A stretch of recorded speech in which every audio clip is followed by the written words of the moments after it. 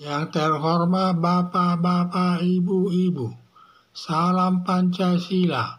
Bapak-bapak, Ibu-Ibu yang melihat video saya ini, tolong jangan lupa subscribe, like, dan di-share. Sifatnya gratis. Pada hari Rabu tanggal 30 Agustus tahun 2023, saya akan mengomentari Mahfud MD bersumpah akan memenjarakan Rizal Ramli.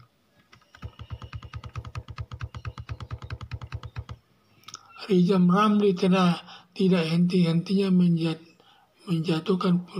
ingin menjatuhkan Presiden Joko Widodo yang membodoh-bodohkannya dan sampai datang ke gedung KPK bersama Amin Rais agar memeriksa semua para koruptor selama masa pemerintahnya Presiden Joko Widodo. Rizal Ramli memfitnah Mahfud MD, katanya Mahfud MD pernah menyatakan malaikat kalau sudah masuk dalam pemerintahan jadi setan semua. Padahal Mahfud MD tidak pernah menyatakan hal tersebut. Kalau ada mana buktinya, dan Rizal Ramli tidak bisa menjawabnya. Saking marahnya Mahfud MD bersumpah akan memenjarakan Rizal Ramli. Maksudnya Mahfud MD akan mengadukan Rizal Ramli kepada polisi agar diproses sesuai aturan hukum yang berlaku.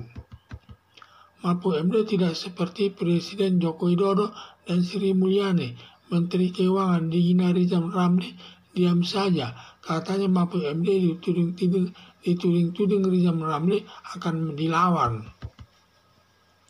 Rizal Ramli kena batunya, ada yang berani melawannya yaitu Mahfud MD. Pada umumnya tidak ada yang berani melawan Rizal Ramli, merasa diri jauh lebih pintar dari orang yang dituding-tuding dengan berbagai hujatan.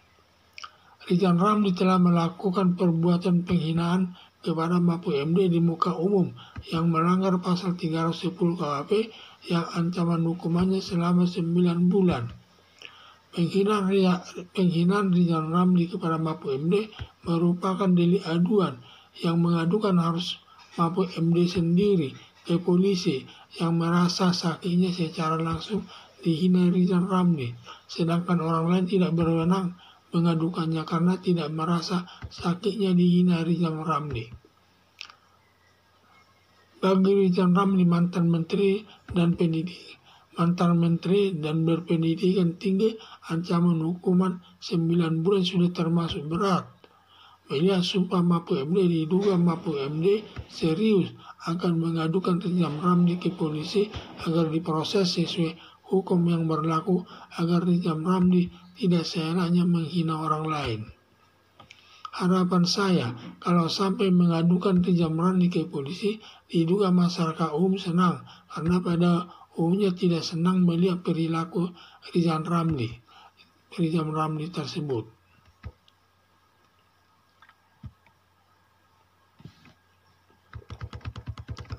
Rizal Ramli tidak henti-hentinya ingin menjatuhkan Presiden Joko Widodo dengan tudingan yang membodoh-bodohkannya dan sampai datang ke gedung KPK bersama Amin Rais agar memeriksa semua para koruptor selama masa pemerintahan Presiden Joko Widodo.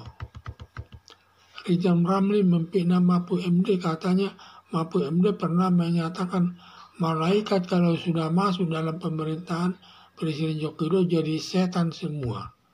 Padahal Mahfud MD tidak pernah menyatakan hal tersebut.